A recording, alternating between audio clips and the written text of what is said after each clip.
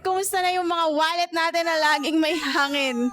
Walang laman, lobo-lobo lang. Char. At eto na nga yung balitang matagal lang hinihintay ng marami. Yung iba nagbabayad pa para lang magawa ito dati. Lalo na yung mga may pay later limit dyan na nakatunga nga lang sa application nila.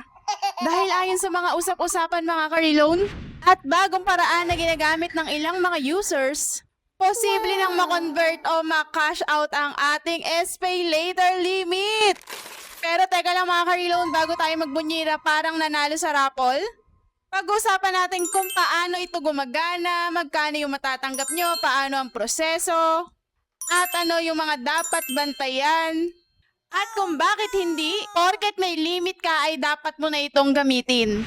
Kaya kung interesado ka mga ka-reloan, huwag kang aalis. Dahil baka mamaya may pay later limit ka pala na